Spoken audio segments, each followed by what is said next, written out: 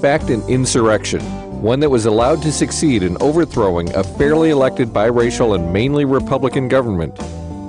Please stay vigilant about our civil rights. The fight is never over.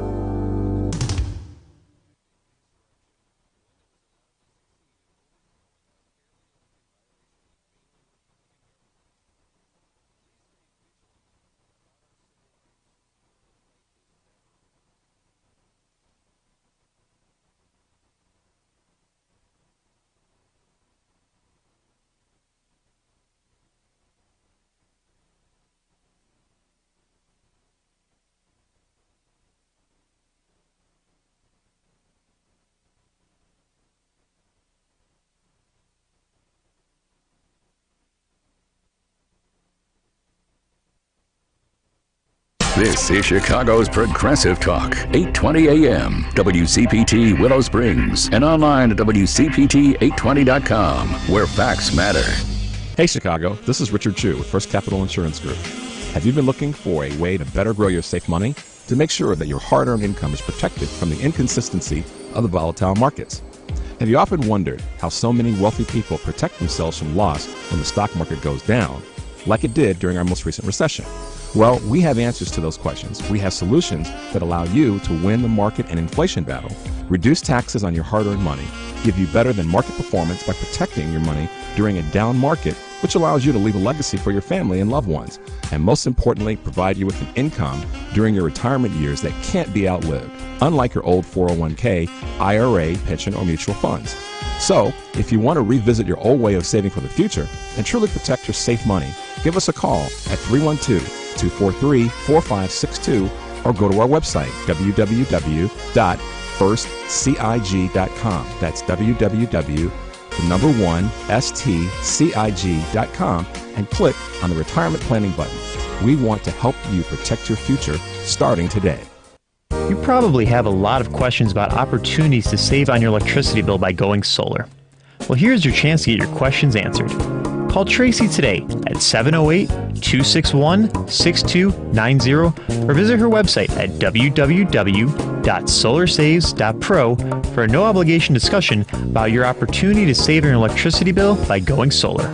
You'll also learn about the 26% federal tax credit and the Illinois Solar Renewable Energy Credit that could save you as much as 1/3 of the cost to convert. Call Tracy today at 708-261-6290 and be sure to visit her website www.solarsaves.pro. That's www.solarsaves.pro or call her at 708-261-6290. Tired of running to the store to get your CBD products?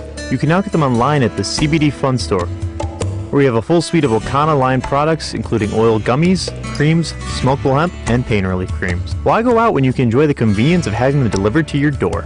Come directly to the CBDFunstore.com to place your order. That is CBDFunstore.com.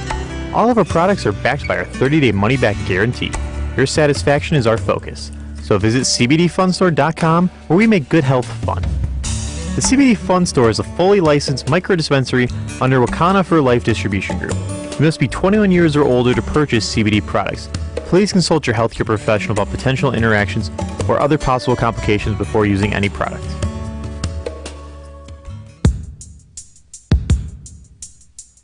The following program, The Family Meeting, is sponsored by Polaris Insurance Agency and Eric Grant, and to the extent of their guest. The views and opinions expressed therein do not necessarily reflect the views and opinions of NewsWeb Radio Company or its management.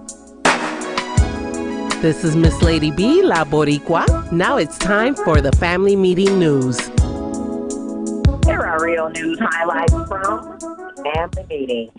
Brigadier General Mark Quander was appointed last month to be the next Commandant of Cadets, equivalent to the Dean of Students at West Point, at a time that the spotlight is on extremism in the military. About 15% of people arrested for storming the U.S. Capitol had military background. For Quander, who was black, a December 1995 incident at Fort Bragg was a formative experience. 3 soldiers with neo-Nazi ideologies from the elite 82nd Airborne Division were involved in the murder of 2 black pedestrians in nearby Fayetteville, North Carolina.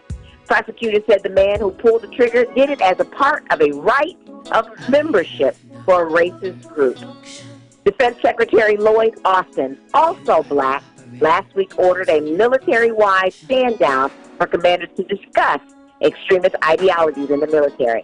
Austin was a lieutenant colonel overseeing the operations for the 82nd Airborne Division back in '95. And finally, vehicle residency is one of the fastest-growing forms of homelessness. Americans are being driven into their vehicles by pandemic-fueled woes, and the crisis likely is going to grow as government safety nets fray.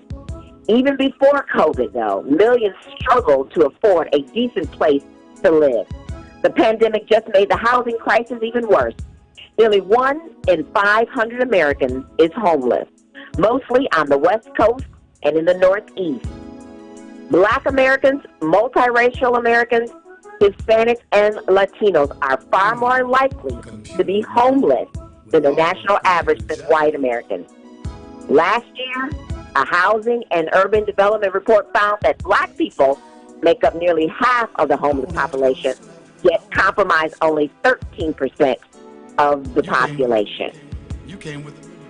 For more info about any upcoming events, please visit our webpage, tfmradioshow.com. You can also find us all over social media. Be sure to go and like our Facebook page, Family Meeting. Follow us on Twitter at TFM Radio Show. On Instagram, The Family Meeting. And you can also subscribe to our YouTube channel, The Family Meeting Radio Show, where you can see us live streaming this broadcast right now. Are you looking to advertise your business? An event you've got coming up? Then come on and become a cousin today. Send an email to info@tfmradioshow.com. I'm Teresa McDonald, and the Family Media Radio Show is on right now with your host, Eric Grant.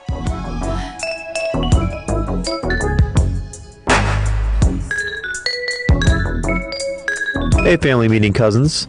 We all know that 2020 has been quite a year. COVID-19, the economy, financial markets, and the election have impacted our sponsors and advertisers across the board. We thought rather than being solely dependent on sponsors and advertisers to maintain our show, we create a Patreon Family Meeting subscription and membership page.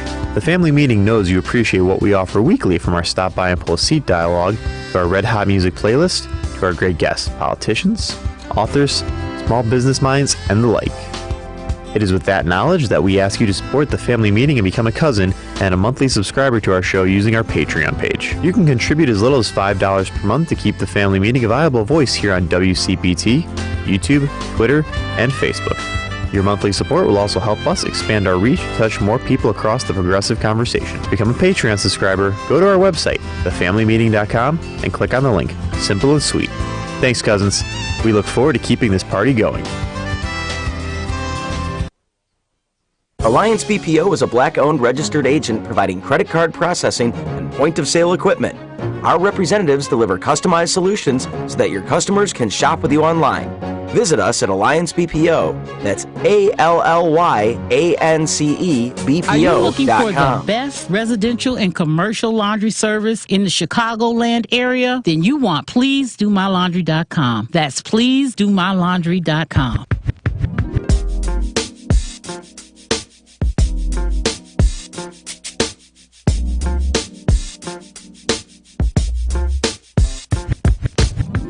Hi, this is Wendy Calvert at WCalvertLaw.com. I listen to the Family Meeting.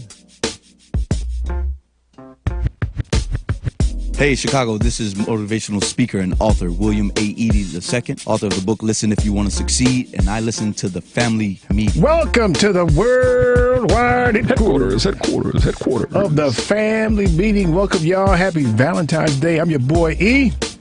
That voice you hear is our boy, the black Asian dude himself, Richard Chu. Man, look at you.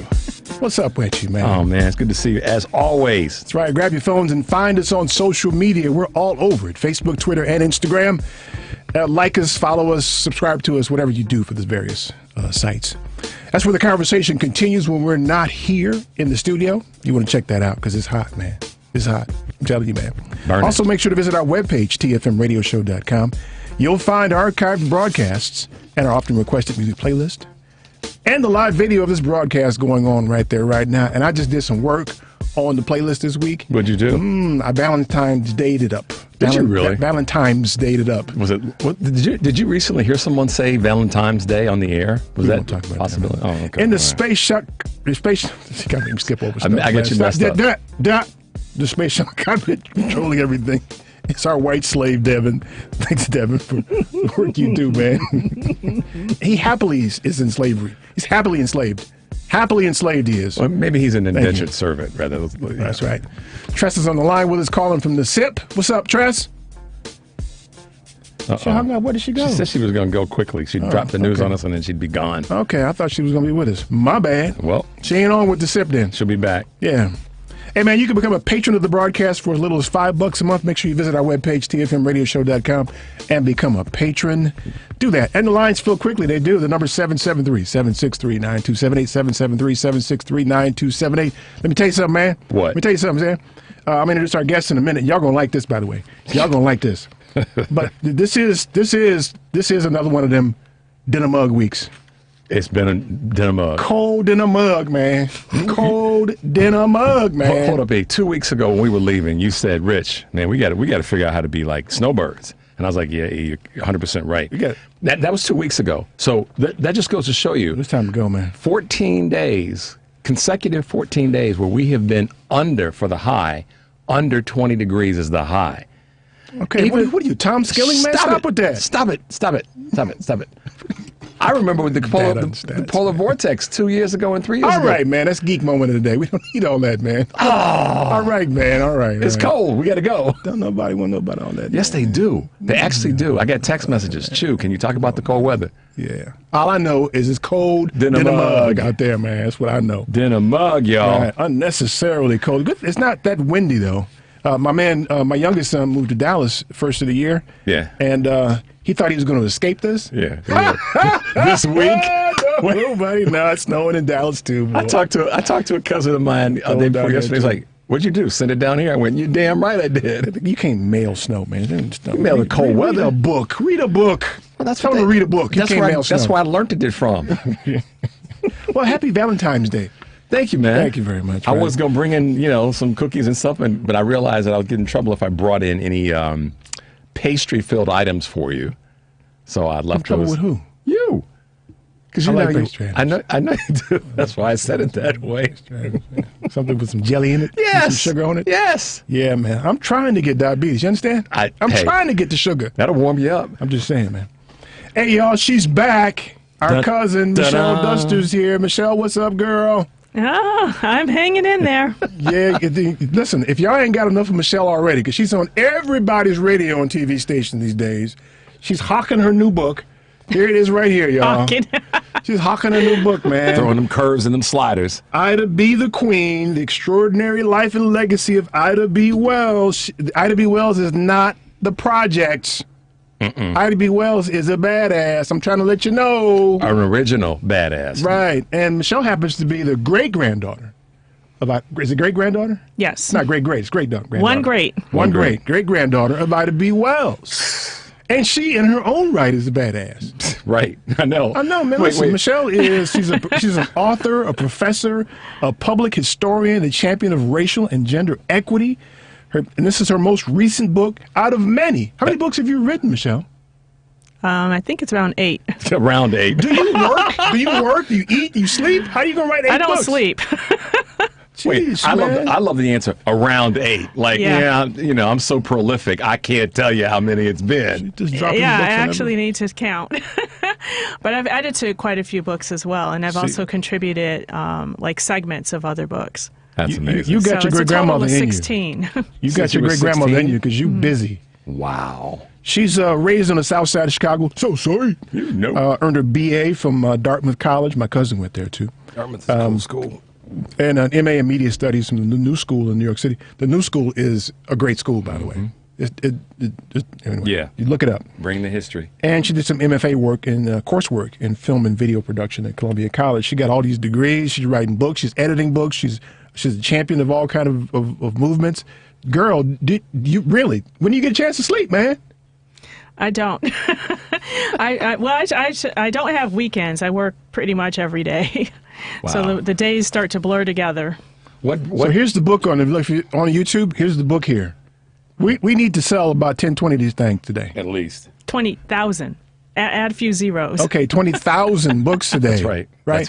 And this is one of the desires. I'm going to put this out there right now so that we can make sure that it's on the table. One of Michelle's desires is that this becomes a group reading project for groups like Jack and Jill and for church groups and that kind of thing. Yeah. We can't have people walking around just knowing the projects, Ida B. Wells. They got to know that Ida B. Wells was a badass, man. Yeah. Before badass was the language. God. She just walked out the door and did it. Well, she was called a dangerous Negro agitator. We love it. During her time. We love it. She didn't give up her seat on. Was it a bus or a train? It was a train. It was a train. She didn't give her seat up on a train. Why should she? She was way before Rosa Parks. Rosa Parks is a biter. She's copying off Ida B. Wells. She was she burned that seat. That had to be because she died in like the 1930s, I think, right?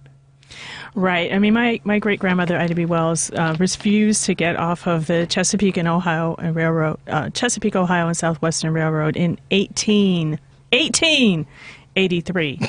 Oh, that's dangerous as hell. And Rosa Parks refused to get off the bus in 1955. That's two generations. And it was far more dangerous for Ida B. Wells than it was for Rosa. It was still dangerous for Rosa Parks, but they wouldn't even pause to drag her off the train and stomp her to death right there. Well, there were no legal systems that she could even approach or to use to rally her case, yet alone civil rights advocates at the time. To put this into perspective, my great-grandmother, Ida B. Wells, was one of the founders of the NAACP. Yeah. Rosa Parks worked for the NAACP. Yeah, and she had the NAACP behind her. Right. When she decided to not get off the bus. So, she had an entire organization that was supporting her. Yeah, a generation is 33 years. So my math says we got about 65. 71. Okay, there we go. 71 years from A to B. So that's two generations.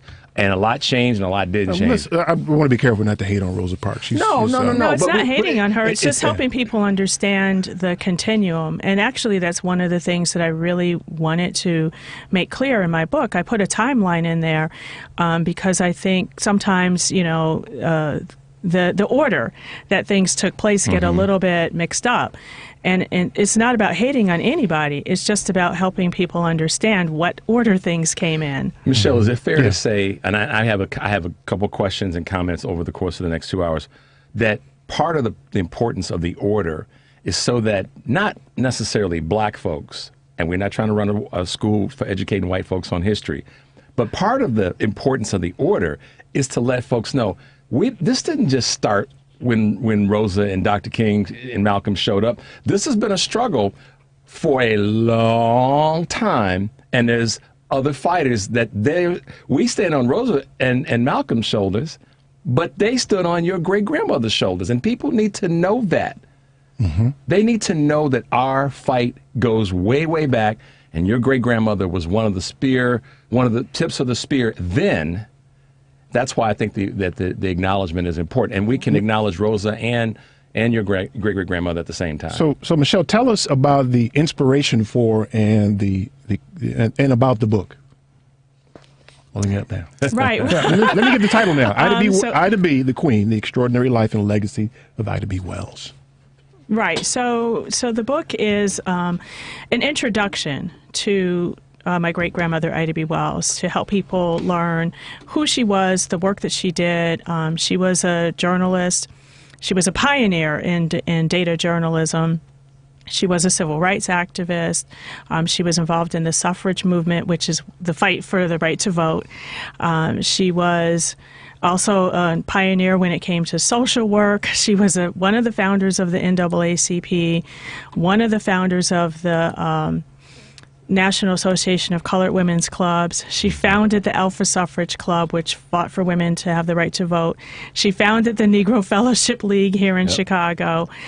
She also was a wife and a mother of 4 children. So she was kind of busy.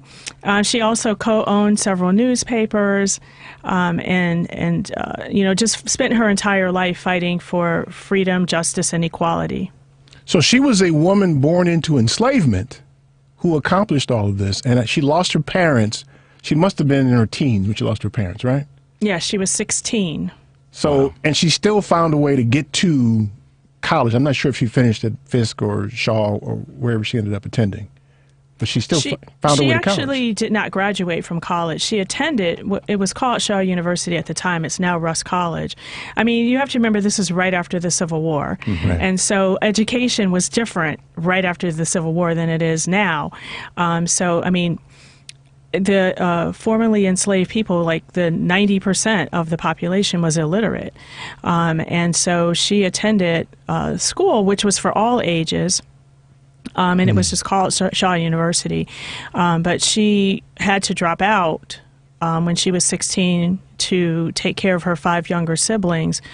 After she started working as a teacher, she took classes, which today would be considered continuing ed, at Fisk University and Lemoyne College. But she never formally got a college degree. Yeah. So you've written 8 books. You've edited or so. And you've edited other projects for other folks, and et cetera. Your bandwidth is pretty wide. What drove you to write at an early age, or at whatever age? What drove you to write? I always was interested in writing. From a very early age, like say second or third grade. You know, I was just always writing. I would make up my own little stories and really poorly illustrate them with stick figures. And to me, it was just fun, just making up things and writing, and it just came easily to me, and it was something I enjoyed. Got it. That's interesting. Yeah. Well, it's in the genes too. I could imagine it's in the genes, right? People say that all the time, but I'm one of 15 grandchildren of my grandmother, and I'm the only one who actually pursued this interest. So I don't know. I mean, my mother was an English teacher, and I think I was strongly influenced by my mother also. Yeah. Interesting. Are you a big Sorry. All right, we got to take a break here, though. So I'm going to play, I was digging around. Uh-oh. Yeah, finding that music that we play on Valentine's Day. Got to do Luther, man. Got to do Luther, man. Yeah. Can't handle Valentine's Day without Luther, man. This is the easiest day to come up with music for, of all days, even Christmas, frankly. Yes, Tressa's missing this because she'd be in here like, Boyz II Men. She'd be in here, ooh. Yeah, she would. Trying and singing, arms flailing. Yeah, man. Yeah. I miss Luther, though, that's for sure. Yeah, I do, too. All right, y'all, the number is 773-763-9278. Stay tuned for more of The Family Meeting.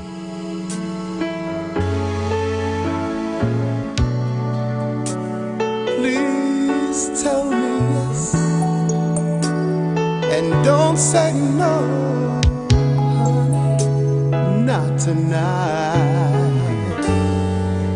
Move a little close to me. You owe it to yourself, and I will selfishly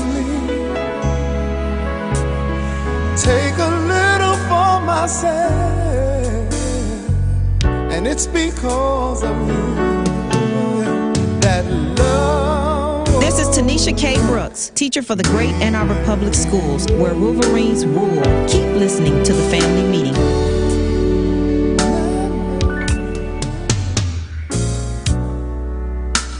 The time is right. A basic and essential part of any financial plan is savings. Most of whatever cash you have will be there because you put it there, not necessarily because of some fancy investment. Now with Save and Plan, Polaris has introduced a way for you to get empowering financial advice. Save and Plan is simple. Just sign up to save on a systematic monthly basis directly from your account and gain access to a planner and our planning services.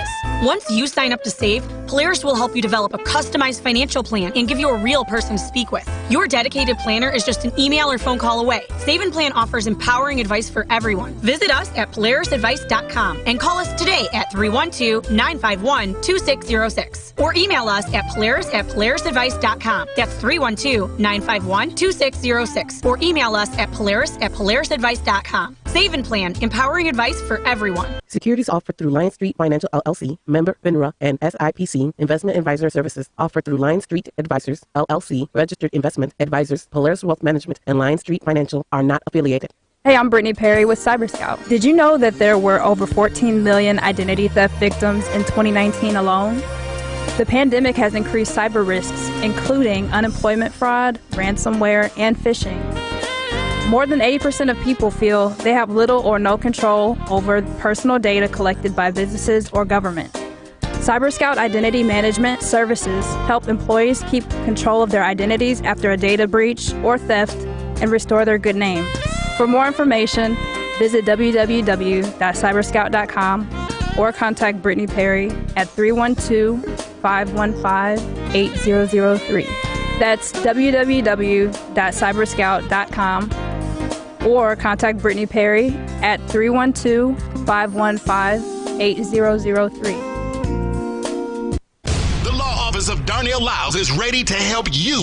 Whether it's personal injury, criminal, DUI and OWI, nursing home, product liability, it doesn't matter. Call 219-939-9LAW. That's 219-939-9529. That's right. When you're driving and get into a wreck, you better call Darnell. Had a few drinks too many? A cop hits you with a DUI or OWI? I think you better call Darnell. Arrested and facing criminal charges, misdemeanor or felony? I think you better call Darnell. Purchase a product that causes you or a loved one harm? I think you better call Darnell. When your loved one is neglected and abused in a nursing home? I think you better call Darnell. That's right, you better call Attorney Darnell Lyles and get represented right. And the first consultation is free. Yes, free. So call right now. 219-939-9LAW. That's 219-939-9529. Attorney Darnell Lyles. Darnell Lyles.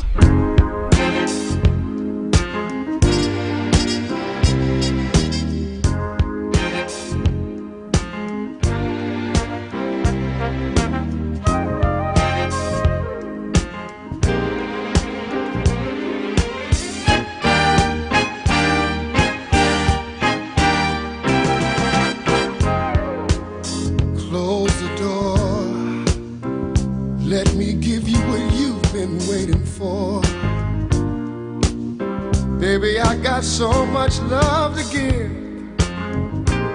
and I want to give it all to you.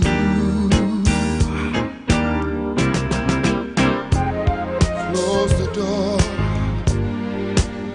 no need to worry no more. Let's bring this day to a pleasant end. Girl, it's me and you now. This is Steve Casey of the MacArthur Foundation. Welcome back to the family. Gotta play the teddy bear.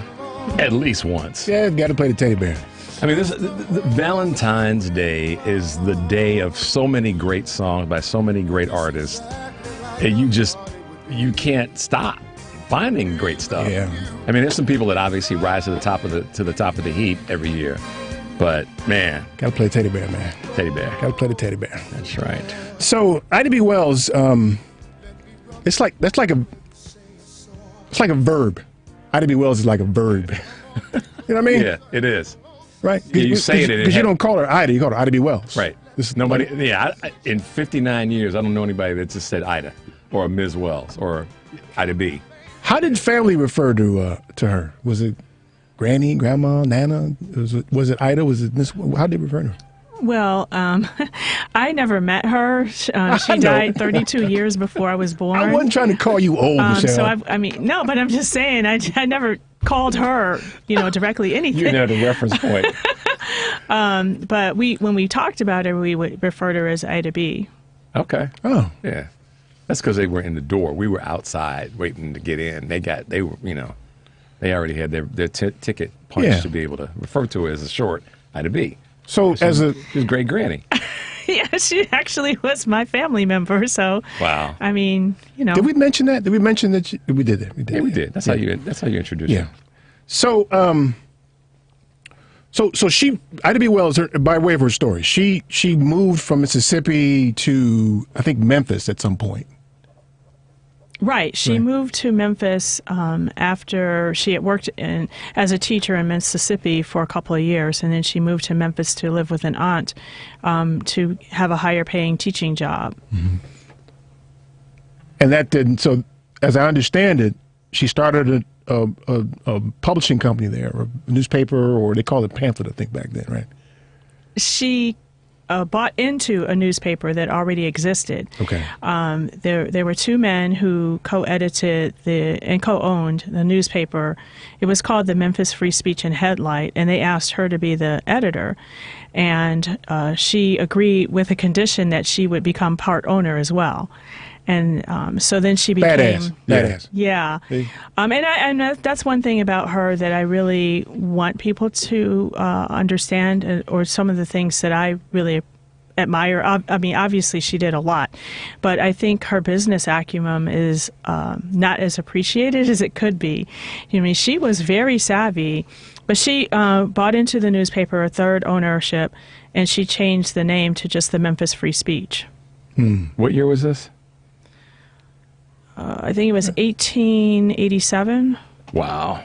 So that's not long after they had freed enslaved people. Yeah. Yeah. Well, it was about 30 years later. But still, I mean, about 20 something years later. 22 years later. So in comes the proverbial and regular routine white mob, and they burn that place down. From what I understand, they destroyed it. Okay. Which I think, I got the impression that they vandalized it, but I'm not sure about it being burned. Okay. Yeah. Well, that's usually their mode. They like to burn things, but I guess this time they just tore it up. So during the break, Michelle shared with me the fact that she wrote an article, and it was wrote an article for CNN recently, and you may already know about this, but she was talking about it in relationship to the insurrection and the parallel of white mobs in America. So I'm giving you the lead, Michelle, so you can kind of drop a little bit of knowledge on us as to how you wrote what you wrote and kind of where that went. Right. Well, yes, for CNN.com, I wrote an opinion piece where I talked about how myself watching the insurrection take place on January 6th, what ran through my mind while I was literally watching it real time was the extreme level of white privilege, and how it's just the audacity to think that it's okay. We're mad about the election results, so we're going to storm the Capitol and destroy it, and be shocked that there's any level of attempt to, correct us, to arrest us for anything. So I talked about how, some of the demands of the people who were eventually arrested were along the lines of something that really most black people can't even imagine, having the right to even ask. And just the way that the insurrectionists were treated by the police with grace and revelry almost, compared to how we have always been treated. So I really was struck by the attitude and the gleefulness of the insurrectionists carrying around a Confederate flag, and it made me think, how many of these people are descendants or sympathizers of the lynch mobs that my great-grandmother lived through? Mm-hmm. And wrote about, which put her on the radar of the FBI. And one of the interesting things about the book is you pulled FBI files. Yes. About her. How did you tell do us that? Tell us about what you found in the FBI files. Right. I mean, I included two of the I don't want to give away the book either. But still. But I only included two, but because I just found those to be the most interesting. But what I found was that not only was she surveilled by the FBI, but also her husband, my great-grandfather, Ferdinand Barnett. There were files on him. And so both of them were on the radar screen of the government, being considered dangerous, dangerous meaning that they were challenging the status quo. Challenging the lynch mobs, among other things. Challenging injustice. I mean, because for instance, in one of the files, there was a report about how my great-grandmother was speaking to meetings, and so they quoted some of the things that she said at the meetings. So it wasn't just the writing; it was her influence that she had over communities of people, and encouraging people to stand up for themselves and demand for justice. And so they were like, she's very good at what she does, and therefore she needs to be stopped. We had a friend of ours on a few weeks back who fast forward, he was in college and his parents were in a bad way. And as a result, his younger brother, who was in high school, was in a bad way. And he had the intestinal fortitude while trying to hold a full-time class schedule, playing football, to take custody of his younger brother, enroll him in school where he was in college, and do all the things that a parent would do at age 19 or 20. Mm-hmm. I only say that or bring that up because it seems to me that Ida B. Did a lot of things, and I'm not sure. And the question I kept asking him was where does that come from? Where does it come from in you to conjure up all that maturity and intestinal fortitude? I'm wondering if you've ever thought about what is it about her that allowed her to conjure that up and be the person she was at 5'0". A little bitty person. Eric likes to refer to short. He likes to identify the 5'0". But yeah, Eric grabbed the great question.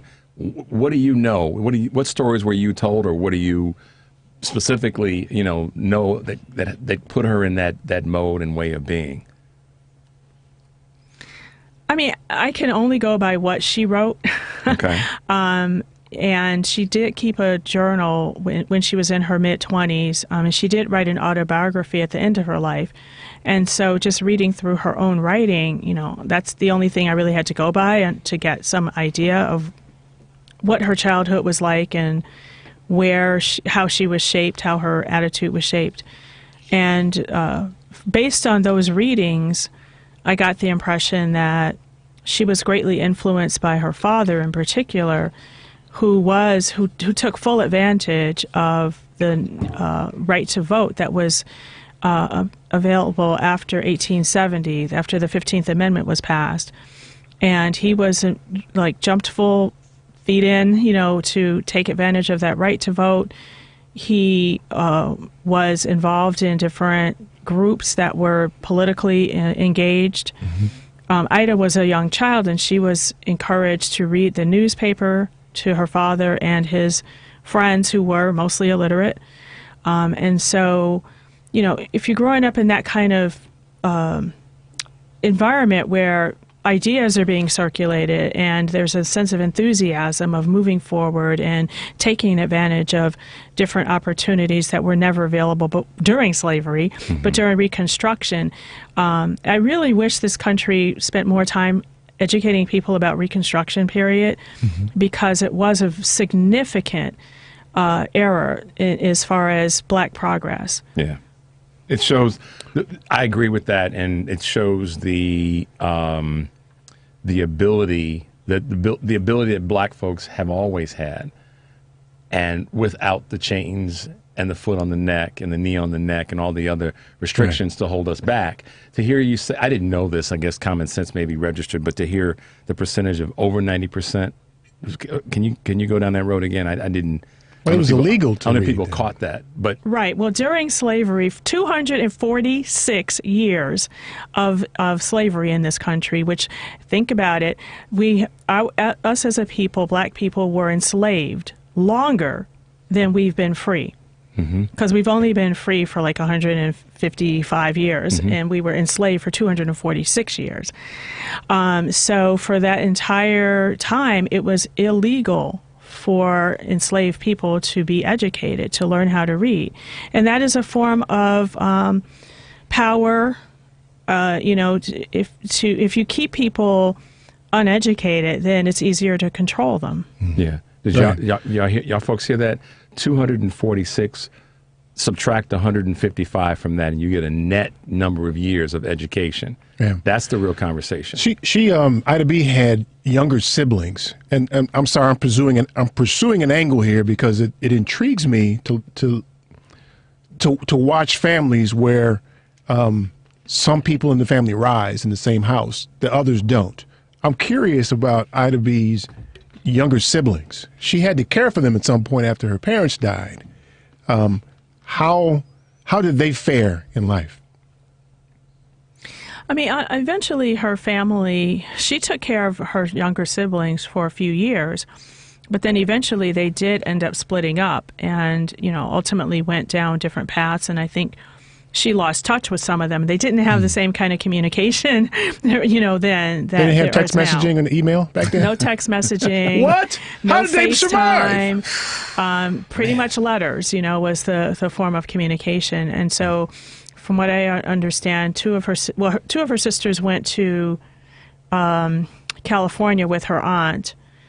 Ida stayed in Memphis, and her brothers were originally in Mississippi with another aunt. And one of her other siblings passed away a few years after her parents did. So they just kind of went different paths. But I mean, she and her sisters were close enough so that they were bridesmaids in her wedding in 1895. Wow. That's amazing. 1895. It is interesting. Yeah. It is interesting. Ida B. the Queen, The Extraordinary Life and Legacy of Ida B. Wells. What's your website again, Michelle? MLDWrites.com, which is WRITES. You get that there? MLD Rights with a W.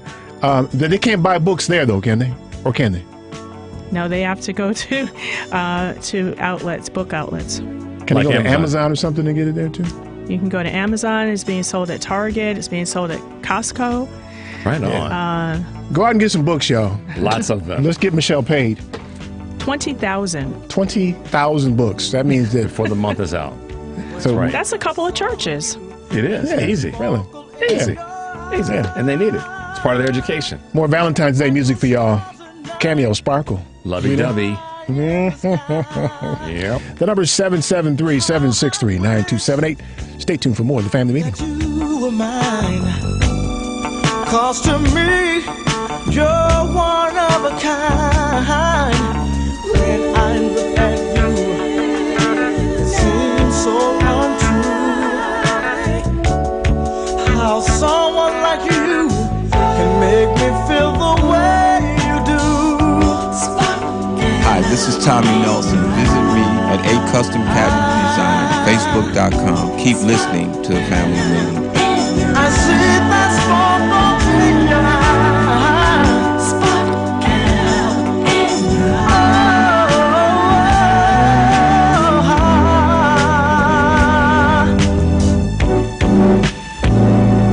A 2016 study estimates that 13.1 million Americans were victims of identity theft that year. Fight back against identity theft by signing up for Identity Guard. Identity Guard monitors your credit and identity information with alerts that can help you respond quickly if certain changes indicating fraudulent activity are detected, as well as help protect your computer from viruses, keylogging, and other serious threats. Plus, with Identity Guard's dynamic credit management resources and tools, you will have helpful information as you make better financial and credit decisions. Identity Guard includes $1 million identity theft insurance and lost wallet protection, and more if you ever do become a victim. Protect your ID by visiting lookaftermyid.com. That's lookaftermyid.com to securely sign up for Is Identity your child Guard prepared today. for the school year? Getting started early means a better chance of getting ahead. Masters Plus Tutoring in Homewood is the program that works. No matter what your child needs to prepare for the coming academic year, better study habits, organizational skills, or time management, Masters Plus can help. In fact, they tutor students in all subjects from kindergarten through college. Perhaps ACT, SAT, or Catholic high school prep are in order. Just visit mptutors.com and request a consultation. All sessions are taught by certified instructors in a private one-to-one setting to ensure each student receives individualized instruction. Whether your child is at a basic level or reaching for advanced placement, Masters Plus Tutoring can help. Call 708-798-8400 or visit them on the web at mptutors.com. Mention WCPT and you'll receive a $25 tuition credit with a purchase of 4 hours or more. That's mptutors.com. The name of my business is Mrs. Indecent Exposure. We are an intimate aromatherapy, massage, bath, and body shop. We have the best aromatherapy, bath, and skincare products available. You can find us in Chicago and on the World Wide Web. We're located at 6916 West North Avenue in Chicago, 3 blocks east of Harlem Avenue. 773-417-3223. Mrs. Indecent Exposure, MRSNDEXPO.com.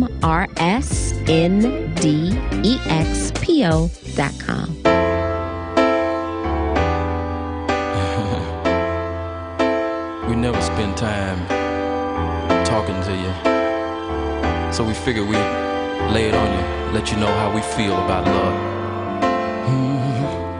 Paint a pretty smile each day. Loving is a blessing, yeah. Never let it fade away. It's all about love, yeah.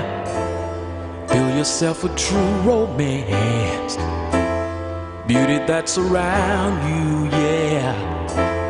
You deserve just one more chance, my dear, my dear. Let the light shine. This is Susan Manuel, www.ablconsulting.net. Welcome back to the family meeting. The elements of the universe. Man. You know, every now and again, Michelle, Eric will slip off the funk, which is his favorite.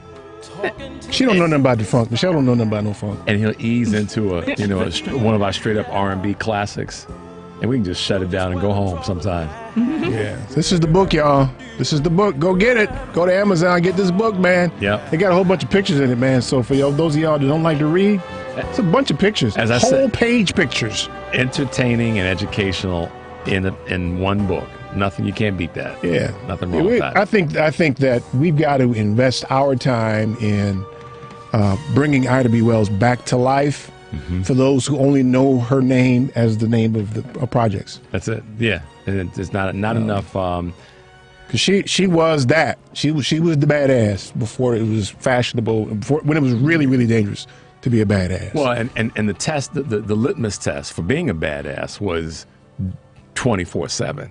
Mm-hmm. You know, we can only assess this based on what we know of the times, but you didn't get a break. So, Michelle, you said something to me before the show. You said that, as best you can tell, she was willing to die for what she believed in. She pretty much said it, herself. That she made a quote that when it better die fighting against injustice than to die like a rat or like a dog or a rat in a trap. She was willing to die, and she armed herself because she knew that her life was in danger, and she was willing to. She said it herself. She was willing to take out as many people with her. That's the badass. That's a badass. That's right. I'm taking y'all with me. She was not going alone. Hey, Eric, that's so she carried a pistol around with her. Yes. Yes, she did. She carried a pistol, and she was willing to use it. She was not going out alone. Yeah. So that comes from somewhere that I don't know if I understand. Not everybody is that way. I guess some of us claim to be that way, but to be that way, to be like that, I'm always curious about where that comes from. It seems like a great scientific study to determine where that comes from. Well, Michelle, I'm going to throw something in on this because Eric and I have had this partial conversation over the years, and every now and again he'll say, we're pretty tough. We're pretty tough. But he said, we're some punks when we compare just to our own daddies. And that's the truth. But and then we punks relative to her. We're all punks, right? But so if we keep layering that in reverse, I think a lot of it is just the environment that you're in forces you to be that way. And I think that it's in most people. I'm not going to say in all of us, but she knew she had to be that way. Common sense. But everybody kind of knew, but they didn't. She did, though. That's the difference. Well, that's right. And there's something to that. The leadership and all that. Yeah, you're right. I mean, everybody. She rose even to a higher level. What is it that rose her to that next level? I mean, that rarefied air at that time, and that was truly some rarefied air. At a young age, by the way. Yeah, child. Are you badass too, Michelle? In my own way. I mean, I think in our family, we were always taught to speak up for ourselves and to not be intimidated by anybody and believe that you deserve the best. We are first-class citizens in this country, and we need to be treated as first-class citizens. We've built this country, and we all need to recognize that this country would not be what it is without black people's labor. Nope. And so, we this is our country. Yeah. I had a conversation about a year ago. Eric Serby said this before, Michelle. I was down in Florida at this meeting. I was essentially the only black person there. Like 25, 30 people. This one guy from New Jersey starts going on about the great, builders and, the business icons and, the language that these white guys try to use to make it sound like that they built everything, did it by themselves, sacrificed everything, genius, smartest dudes in the room. And I just asked him, I said, well, where would these guys, these icons that you want to label be without slave labor? You could have heard a mouse pee on cotton. Enslaved people's labor. Well, right. I didn't say it that way. I'm just being honest with how I said it. Right. So no BS on my part. And he, the proverbial, it was quiet as a church mouse. And then he tried to work his way through, well, this and well, that. And I just kept going back. You still haven't answered my question. Where would they be without the free labor? And I said, just draw a line. Pick a year. I said, pick 1850 before the Civil War. And I said, pick 1875 after. Where would they be? And without that basis there, where would the country be? And, he couldn't answer it. He got up and finally left the table because he knew he tried to package it as I was being difficult and unreasonable and all those sorts of things. But it still rings true that without that and your great grandmother's part in that, because they built something that we can look at as black folks today and say, wow, these are the soldiers that we actually do. So, and that kind of leads me to a good question for you, Michelle. So I'm curious, in your reading about her journals and such, how did she leave things when she left us? What was the status of the things that she had established and built? Well, so my great-grandmother, Ida B. Wells, died in 1931. So that was the middle of the Depression. Right, yeah. And so I take that into consideration. I mean, her life spanned from the Civil War to the Great Depression. That's the time period that she lived in, a time that also included World War I. And Reconstruction, which we just talked about, and so there were significant changes. A huge amount of progress that took place between slavery and the Great Depression. But where she left was women had the right to vote for 11 years. During her lifespan, because in 1920 is when the 19th Amendment was passed. She was able to vote a little longer because the state of Illinois made it so that women could have the right to vote starting in 1913. So she actually got involved in politics with the Alpha Suffrage Club. They canvassed for Oscar DePriest, and he was elected as the first black alderman in 1914. So, that was progress. And people finally realized that not only can women vote, black women vote, but black women have a say. They have a way to influence, elections. So that caught the attention of the mayor at that time. And they, trying to have black women, as a block of votes. But then she also ran for state senate in 1930 only 10 years after the 19th Amendment. So she Wait a just minute, kept she had to be in pushing. her late 60s then, though, right? Mid-60s. Yes, she was 67 Okay. years old, and she just kept pushing the envelope of like. And I really appreciate that the idea. Her mentality was like, I am a United States citizen, and I have the right to do anything that any citizen has the right to do. So what? I'm a black woman. I'm a U.S. citizen, and I'm going to run for office. Mm-hmm. Yeah. She survived to age 60, what, 8 or 9? 68. 68. People like Dr. King and Brother Minister, they're going at 39. In arguably an environment that was probably a notch less dangerous. She lived through a really dangerous time, and she took some really kind of vocal stances, but she survived to become an old woman. And I just, here again, I'm amazed that she made it through that and the mobs didn't get her. How many instances do you know of where she had close calls? The only one that I know of, and based on what she wrote, was, when her printing press was destroyed in 1892. But she was out of town in Philadelphia when that happened, and she got word that her printing press had been destroyed and that it would be best for her to not return to Memphis because there were people stationed at the train station waiting for her to get off the train so they could kill her on sight. So she knew that would not be a good idea to go back. And actually what's interesting to me is that the black men at that time in Memphis told her, don't come back here because it would end up being a race riot, because then the black men were going to protect her. So then if white men tried to shoot her, then the black men were going to shoot the white men, and it would have just ended up being a riot. So they were like, please don't come back. But she didn't mention any her incidents that were that direct as far as, having anything of hers destroyed or her life, being threatened in that direct way.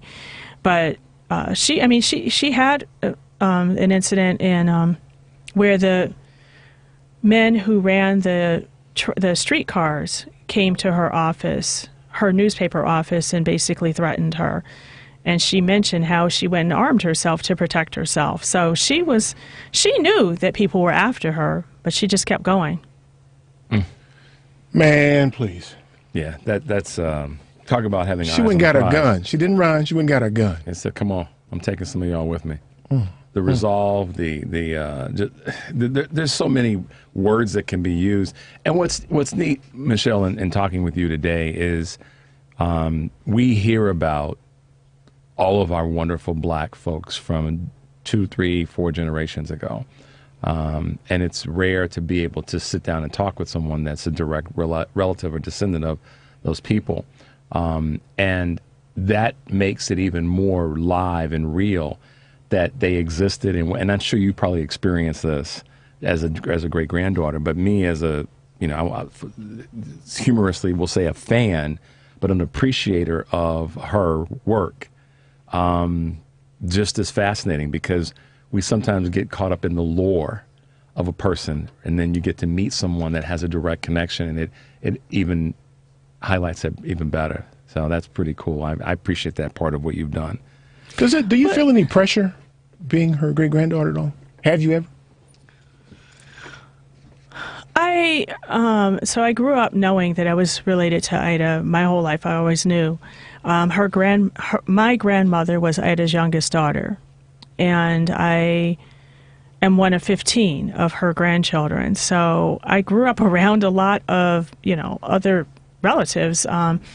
And my grandmother, I really feel, looking back, that she did a really great job of helping us understand who her mother was and what she did, but also really, really encouraging us strongly to have our own sense of identity, our own accomplishments, our own sense of self, and not feel pressure to live up to somebody else's life or somebody else's accomplishments, or feel like we have to, walk in somebody else's footsteps and that kind of thing.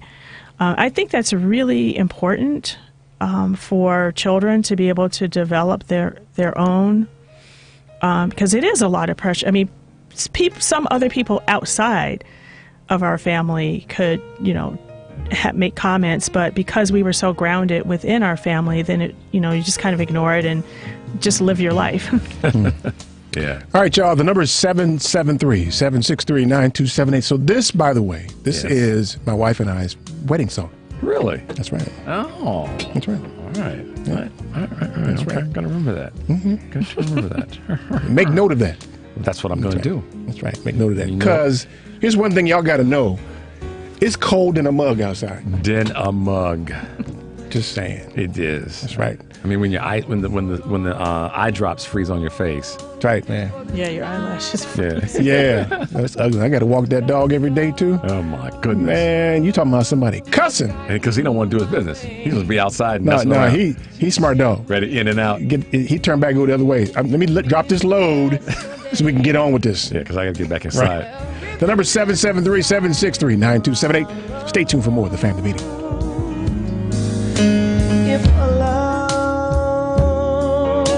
may I touch your hand?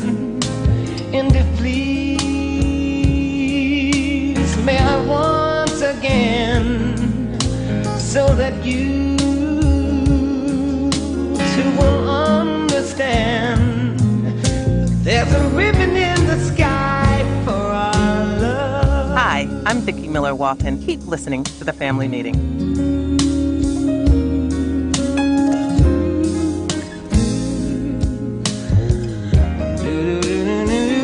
Polaris is introducing a way for you to get empowering financial advice, save, and plan. If you are like a lot of people, you'd like to work with a financial planner, but don't know if you earn or have enough to invest. Save and Plan will allow us to work with nearly anyone from young professionals to retirees looking to travel the world. Save and Plan is simple. Just sign up to save on a systematic monthly basis directly from your account and gain access to a planner and our planning services. Once you sign up, Polaris gives you a customized financial plan, a real person to speak with, and information to help you make good financial decisions. Your dedicated planner is just an email or phone call away. Save and Plan offers empowering advice for everyone. Visit us at polarisadvice.com. Call us today at 312-951-2606 or email us at polarisadvice.com. That's 312-951-2606 or email us at polarisadvice.com. Save and Plan, empowering advice for everyone. Securities, insurance, and advisory services offered through FSC Securities Corporation. Member FINRA, SIPC. Insurance services offered through Polaris Insurance Agency, Inc., which is not affiliated with FSC Securities Corporation.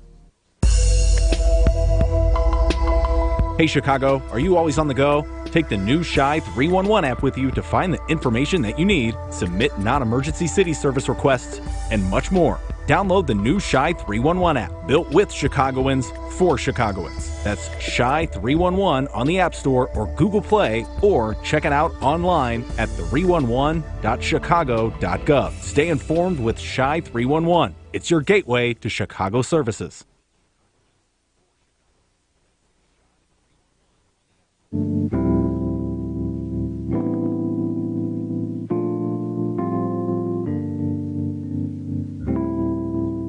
Hi, my name is Audra Wilson, and I'm the president and CEO of the Shriver Center on Poverty Law.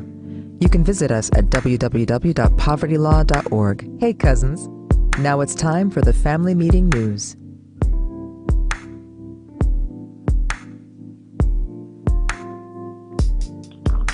I'm Teresa McDonald, and here are real news stories from real research that we are following here at the Family Meeting. A major winter storm named Uri by the Weather Channel is underway and will spread snow and potentially damaging ice from the south into parts of the Midwest and Northeast throughout early week. Uri hit the Pacific Northwest with heavy snow and ice on late Friday. Seattle had a snowfall total of 11.1 inches from the storm. Sunday night, snow will expand south across Texas and eastward for the Mississippi and Ohio valleys.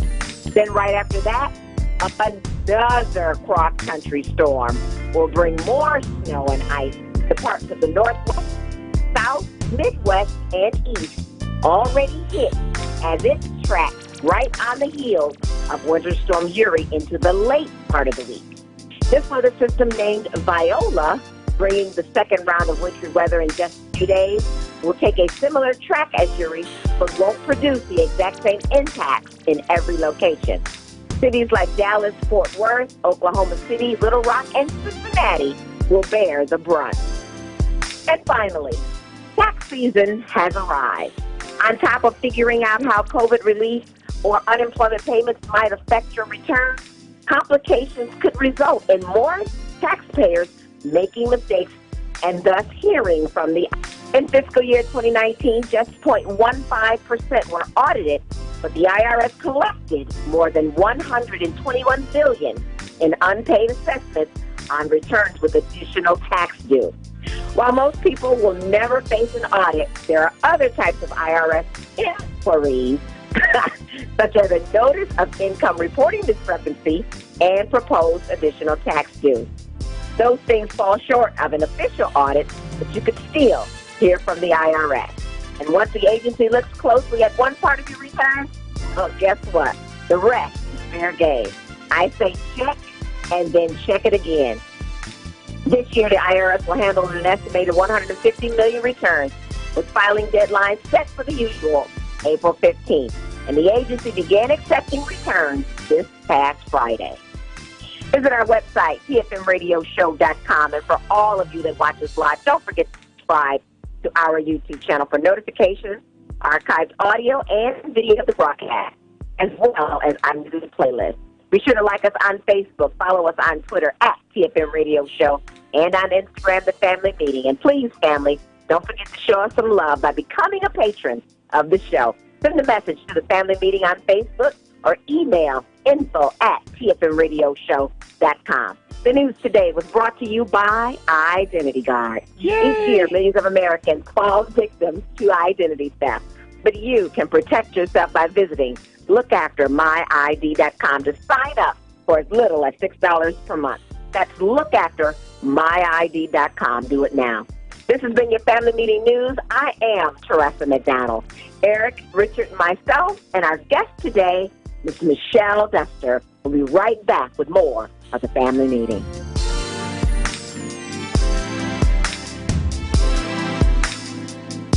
This is Chicago's Progressive Talk, 820 AM, WCPT Willow Springs, and online at WCPT820.com, where facts matter. You probably have a lot of questions about opportunities to save on your electricity bill by going solar. Well, here's your chance to get your questions answered. Call Tracy today at 708-261-6290 or visit her website at www.solarsaves.pro for a no-obligation discussion about your opportunity to save on your electricity bill by going solar. You'll also learn about the 26% federal tax credit and the Illinois Solar Renewable Energy Credit that could save you as much as 1/3 of the cost to convert. Call Tracy today at 708-261-6290 and be sure to visit her website www.solarsaves.pro. That's www.solarsaves.pro or call her at 708-261-6290. A basic and essential part of any financial plan is savings. Most of whatever cash you have will be there because you put it there, not necessarily because of some fancy investment. Now with Save and Plan, Polaris has introduced a way for you to get empowering financial advice. Save and Plan is simple. Just sign up to save on a systematic monthly basis directly from your account and gain access to a planner and our planning services. Once you sign up to save, Polaris will help you develop a customized financial plan and give you a real person to speak with. Your dedicated planner is just an email or phone call away. Save and Plan offers empowering advice for everyone. Visit us at polarisadvice.com and call us today at 312-951-2606 or email us at polarisadvice.com. That's 312-951-2606 or email us at polarisadvice.com. Save and Plan, empowering advice for everyone. Securities offered through Lion Street Financial LLC, member FINRA, and SIPC Investment Advisor Services offered through Lion Street Advisors LLC, registered investment advisors. Polaris Wealth Management and Lion Street Financial are not affiliated.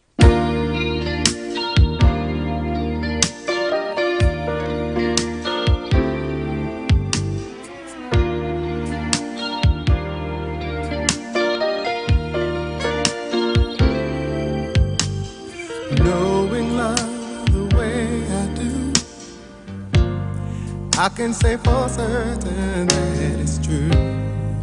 There's a chance for me and you. I surely feel like the time is near. The picture in my mind is very clear. I think love has brought us here. I remember not too long ago, I was just a lonely person with a lonely heart. Yeah, and I was hoping there could one day be a chance for me to get the love. Hey, this is Stephanie Miller. Be sure to tune into my show Monday through Friday, 8 to 11 a.m. But right now, keep listening to The Family Meeting on Chicago's Progressive Talk, WCPT, AM and FM. Yeah, y'all can get down with Luther, can't you? Y'all can get down with Luther, can't you?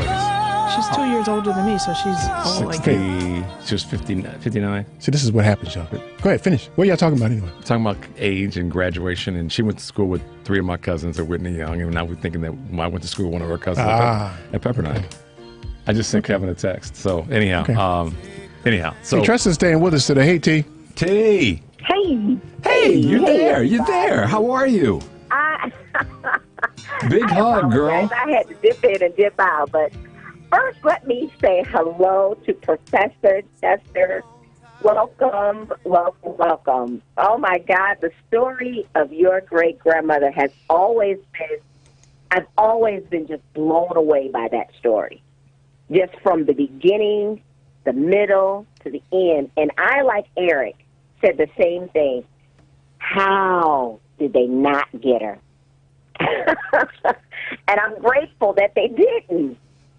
Yeah, that's the skill. That's the skill, to not get got. Yeah. Mm-hmm. But Tressa, don't you love the piece where she and if she was about to get got, she going to take a few with her. Yeah, that's... She actually said that in her book. She actually said that in her book? Yeah, she actually said that in her autobiography. She wrote that if people came after her, she was going to take a couple of lynchers with her. Wow. But she wasn't going alone, huh? Mm-hmm. And I mean, now that's something that was definitely passed down in my family. Even on my mother's side of the family was like... Michelle's packing today. Not packing, but just like, I'm not going out alone. We were always taught, if you get in a fight, the other person has to show signs that they were in the fight. Wow, E. Tressa, did you feel that one? Wasn't that cool? Listen. As my mom used to always say, you got to bring some ass to get some. Wow. The other person has to have a few scratches or scars or something. Or you wasted your time. Right. It's a wasted effort. You used to get all sweaty and everything for no good reason. Oh, that's too funny, y'all.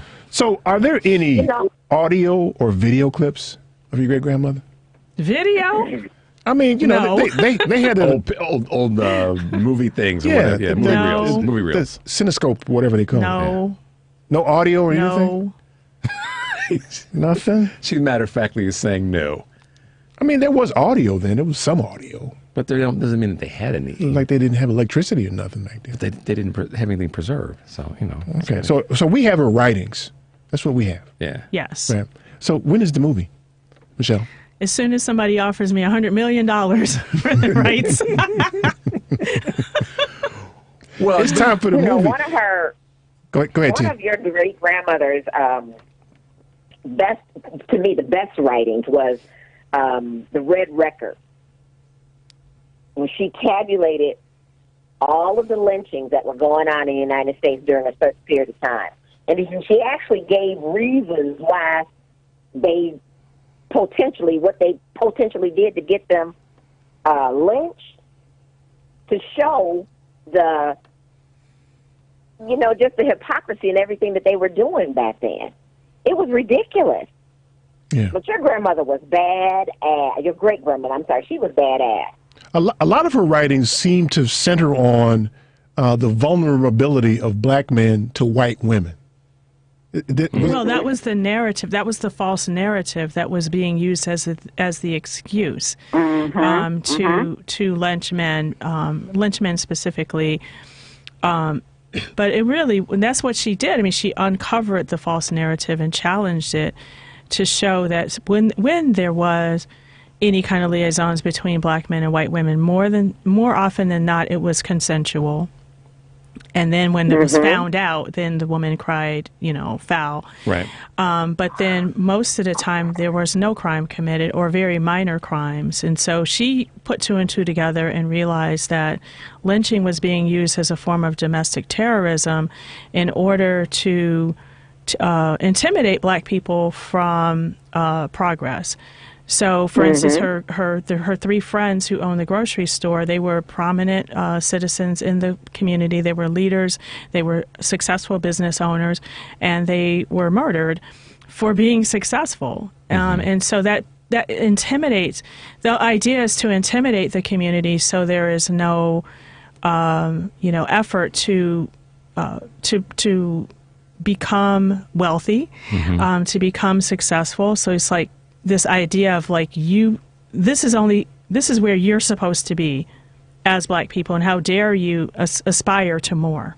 What's interesting about, and Tommy will always get after us about, they don't give a damn who we are, what we aspire to do and aspire to be. And he's right. They don't give a damn. And so whenever people have talked about reparations, I've been in this conversation, for me, the number one thing has always been education. If we're going to repair something immediately or put some energy into repairing something, it's got to be about education, a large part of it, because that lack of those years of it being illegal translates into so much economic disparity so often. I mean, do you have a thought or observation about that? Or am I off base? Actually, I wrote a whole article about it. She go writing again. Yes, smart Michelle. Writing again. Writing stuff, know. Yes, I wrote an article for Washington Post about the effort to continuously, for the past 400 years, to either not educate us at all or under-educate us, under-resource our communities as a measure of control. Mm-hmm. If you haven't, it's easier to control an uneducated population than it is to people who, have the same skills. I mean, and that's happening right now today. Yep. COVID-19 has exposed the inequalities between predominantly black schools and other resources. And I wrote a whole article in the Washington Post about the history of education and how it has been unequal from the beginning to now. Yeah, it starts with education. I'm sorry, I didn't mean to cut you off. Go ahead. No. So I wanted to ask you about the suffrage movement and some of the writing she had on the suffrage movement. I thought that the culmination of, or the ending part of the suffrage movement was one of the bigger disappointments, given how white women threw black women off over the edge. What kind of doing all the work? Yeah. What kind of? Well, they specifically excluded black women from the gains that they fought for, that they fought for them with. What did your great-grandmother, did she write anything about her thoughts about how that all played out? She did not write anything specifically about what happened after the 19th Amendment was passed. But during the struggle for the amendment to be passed, she did have her doubts about the alliances that some white women would have to all women. Mm-hmm. And she also expressed how she had an idea that some white women would align themselves with their husbands. And so white women gaining the right to vote would basically expand white supremacy. Right. But then see, black women approach the right to vote from a different angle than white women, overall, generally speaking, because white women approach the right to vote, suffrage, as a way to gain equity with the men in their lives, more than likely their husbands and their fathers. The patriarchy comes first. Right. And black women approach the right to vote as a way to combat racial inequality. Mm-hmm. Yeah, so they were pursuing the same end, but for different reasons. Absolutely. Right. Well, the end being, so just so everybody understands the story, when white men finally relented, they did so on the condition that these white women exclude the black women who had participated with them all along. Well, yeah, go ahead and clean it up. I mean, I would. Okay, so I'm not sure how much the men made that demand. There are white women who have a vested interest in the patriarchy. And so I'm not sure if their men were telling them to have these attitudes as much as they already had it. Yeah. But then in addition, when it came to black women having the right to vote, like you said, the reasons were different. And see, black women looked at the right to vote in a more sort of comprehensive way to solve more than one issue. Well, look, we take this the right way, everybody. We're somewhat tap dancing around the issue that white women owned slaves. White women owned enslaved people. If they did not, if they weren't at the primary seat, they were heirs to the to that family's ownership of enslaved people. So that's the underbelly that oftentimes white women today try to skate away from talking about, because that's part of their lineage that they don't want to talk about and deal with. Many times, it's not just white guys saying, hey, why don't you guys stop talking about slavery and let it go, and why we look at the voting numbers. I mean, we got to lean on this third rail. We look at the voting numbers right now in these last two elections on a national level, and an understandably high number of white women voted for all that 45 represented, because it keeps them in a position of power. Yeah. Okay, so I want to get. We won't have time to get a call in before the break here. Yeesh, that won't work. But I'm going to come back. I see Big R holding somebody that you know is holding. You know who that is? Is that Matt? That's Matt. Is that Matt, man? That's Matt. You know it's predominantly. You don't know. Because that's my new name now, it's predominantly. Yeah, okay. They've been busting my chops. 3 weeks ago, I said, look, y'all know I went to a really predominantly white school. And they're like, see, you can see, Eric's like, really predominantly? How much more predominantly could it get than being predominantly? So now Matt has picked that up as my new moniker, as predominantly. Yeah. Anyhow, Michelle, sorry. All right, we got Michelle Duster here, y'all. Make sure you buy the book, How to Be the Queen. Buy that book on Amazon. We need you to buy 20,000. You listening right now? You buy 20,000 books. Right now. Absolutely. Yeah, write a check. Then go tell your friend to buy another 20,000 books. They're writing bad checks trying to get books, man. Make this a bestseller. That's right. Put it on the New York Times bestseller list. Quick, fast. All right, y'all. Stay tuned for more of the Family Meeting.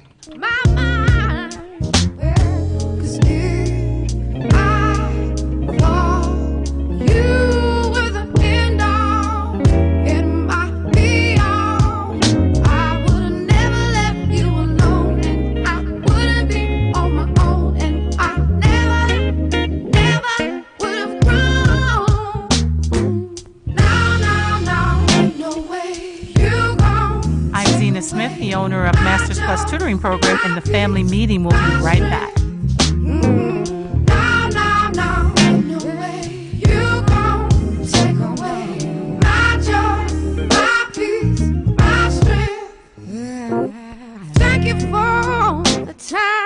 Hey, Family Meeting cousins.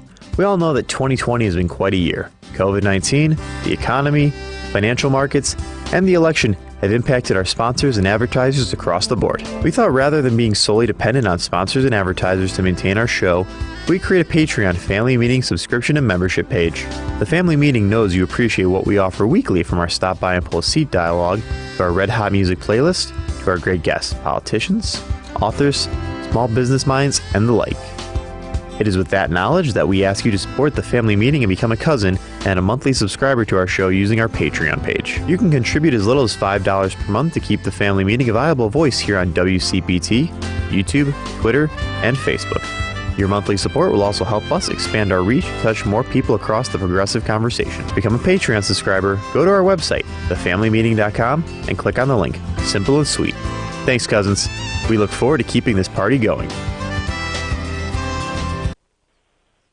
A 2016 study estimated that 13.1 million Americans were victims of identity theft last year. Fight back against your identity being stolen by signing up for Identity Guard. Identity Guard monitors your credit and identity information with alerts that can help you respond quickly if certain changes indicating fraudulent activity are detected, as well as help protect your computer from viruses, keylogging, and other serious threats. Plus, with Identity Guard's dynamic credit management resources and tools, you will have helpful information as you make better financial and credit decisions. Identity Guard includes $1 million identity theft insurance and lost wallet protection, and more if you ever do become a victim. Protect your ID for as little as $6 per month. Yes, that's only $6 per month by visiting lookaftermyid.com. That's lookaftermyid.com to securely sign up for Identity Guard today.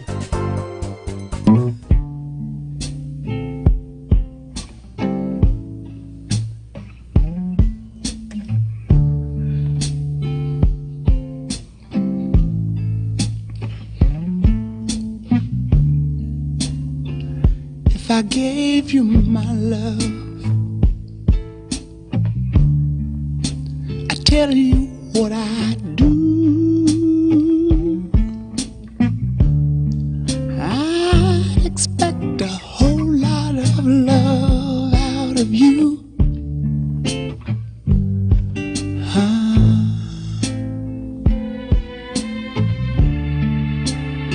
You got to be good to me. This is Paul Mark Wallace, president of InSync Consulting Services. Our website is www.insyncs.com. Welcome back to the family meeting. Man, this is old begging Al Green, man. I want to be able to get that into the conversation that in the book I talk about current leaders and movements as an extension of what my great-grandmother was doing. Tell us more about that. Yeah, go just finish up with where you and I were offline yakking away.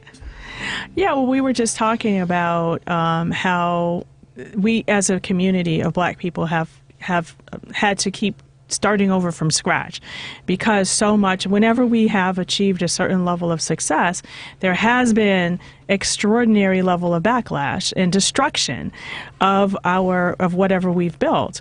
And there needs to be recognition of that chronic, consistent loss that we have had in this country. And one of the things that I did in my book, Ida B. the Queen, was not just talk about my great-grandmother and help people understand the work and the legacy that she did, but also to help people understand that she died in 1931, but the struggle continued after she died. And there have been people from that time until now who have continued on with the work that she was doing to this present day of fighting for justice and equality, truth-telling, and, just keep pushing the envelope when it comes to us having full citizenship in this country. And one of the people that I mentioned among many is Colin Kaepernick. I talked about people who are willing to work alone, stand alone, in order to make a point and possibly lose something like my great-grandmother did when she lost her printing press. I mentioned numerous people in the book because I want people to understand that she left a legacy of, like I said, truth-telling and, organizing, and we're still doing that to this day. Mm-hmm. Yeah. That Eric, as Michelle said off the air, we were yakking about that and the strength that we have, and every time something great is happening, it gets destroyed, and it's happening. It's ongoing. Eric uses the phrase, help me out, economic terrorism, violence and terrorism that's ongoing right now, and it's never stopped. Mm-hmm. It's just changed. It may have moved and hopped to a different building, but it's still happening in our community right now as we're on the air. So Colin Kaepernick's a perfect example of a person being willing to sacrifice whatever that they have for the cause, got immediately destroyed. Because it's the right thing to do. It's the right thing to do. And it got immediately destroyed because it said that black men were not willing to salute the American flag. That's what it was. It turned into that. Even more stark, though, are the number of black men who saw him doing this and who couldn't get down. Yeah. Or if the opportunity to lose money presented themselves, and they snapped into line. Right. So, okay, I could turn the question to you that you asked about my great-grandmother. This is my show. You don't be asking me questions, Michelle. That ain't how this works. You understand? But you understand? You asked me, where did my great-grandmother get her fortitude from in order to take a stand for something, right?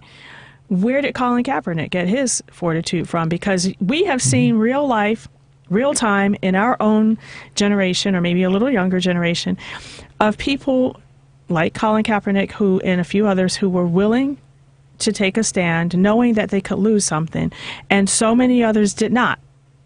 So why? Why was he different? And the same thing could be said about my great-grandmother. She was not the only person alive during the time that she lived. She was not the only person who lost friends, you know, when the grocery store owners were killed. They knew more people than just her. Mm-hmm. Why was she the one that spoke out? You know, so we can all look at examples that we even might be close to of why did one person speak out and everybody else was silent? Right. Yeah. And that's kind of the bigger question. What happened to y'all? I mean, you know, we boys, right? What happened to y'all? Yeah, day to day, the day-to-day speaking out. Because if everybody speaks out, I mean, what does that look like? I don't know if we've ever seen that. Yeah, that's except in the instance of white mobs. Well, but see, here's the thing. This is, you know, again, going back a number of years and then coming back to now, the one thing that's consistent is when a person, a black person, I'm not talking about diversity, damn that. I'm talking about a black person speaks out on this. Doesn't diversity piss you off sometimes? Anyhow, speaks out on an issue. Then the next thing that starts to happen is the white-run media attacks that person from different angles. Some of them are soft angles. You know, they try to talk about Colin's family and his mother and the folks that adopted him to make him look like other than. Right. So that the people, to Eric's point, that might be a little concerned. Yeah, but that's the instance where the people who didn't stand up need to say, hey. That's my point. That's where I'm going. Yeah. You can finish it off. I'll need to finish it. If somebody's going that direction, or at least buying into going that direction, we need to say something. Circle the wagons around that brother and say, nah, y'all ain't going to do that this time. I'm waiting for that moment. Speaking of circling the wagons, does she have compadres who circled the wagons around her? I mean, I know Frederick Douglass was a friend of hers at some point, right? Right. I mean, well, she, Ida B. Wells, my great-grandmother, had... she did have mentors. She did have colleagues that you could talk about. I mean, she worked very closely with William Monroe Trotter on the National Equal Rights League. And Frederick Douglass was one of her mentors. She was one of the founders of the National Association of Colored Women's Clubs, so she was obviously, involved with groups of women to work for equity, racial and gender equity. But I learned that she didn't have friends that she would just kick it with. I mean, I guess she was always working. Like everybody was more like a coworker or a colleague, versus just somebody to hang out with. Right. Now, kick your shoes off and let's rally together around what we're going to do. I've been negligent with the phones here, so let me get Big R in here. Big R, what's up, man? Hey, happy Valentine's Day, everybody. Likewise. You too, man. Yeah, a lot of babies going to be made today, honestly. Big R, the scientist. Anyway, Michelle, I'm thinking, we just had the movie Harriet that came out not too long ago, and it was a pretty good success. I think if you pursued having a movie done, because you're going to have the rights to it, be a consultant on it or something, I think it could be done. Spike Lee maybe could direct it. You put together funds from all the well-to-do black folks, our sisters and brothers out there. I think it could easily be done, and it'd be a worthwhile project. I would love to see it. Yeah. Oprah could get down with that. Yes, of course she could. She's a PGA. She's a producer, part of all of that. She's made movies. Big R, the conversation is there's a laundry list of black folks that can make this happen at the blink of an eye. Oh, definitely. That's the Definitely. point. That's what's frustrating to me. It's a laundry list. It should be done. Not even a question. We shouldn't be having to ask. It's one of those things that, I'm sorry, Big R, it frustrates me, and I need to bank that down. It frustrates me, though. Go ahead, man. Yeah, Big R, you got the floor. Okay, I grew up in the projects, and I remember the Ida B. Wells projects on 39th Street between 39th, 37, between Kings Drive and Cottage. My ex-wife had a very good friend there. I watched her children grow up.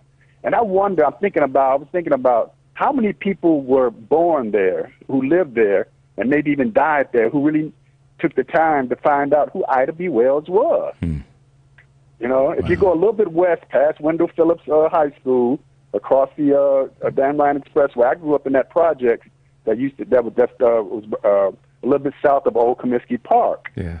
Behind the I'm not ashamed of it. I'm not ashamed of being raised there. I'm not proud of being raised there. It just is what it is. You know, fortunately, I had parents who stress education. You know, so I really like school. So I'm pretty literate and articulate. But it's like, how many people actually? I thought about who Ida B. Wells was, how great her legacy is, and I'm glad Michelle wrote that book to wake people up, and I'm looking forward to seeing that movie one day. Well, get the book in the meantime, man. You need to go buy 20,000 books today, man. Can you take care of that for me? I don't know about that. Don't start stuttering now. Come on, man. Write that check, brother. Write that check.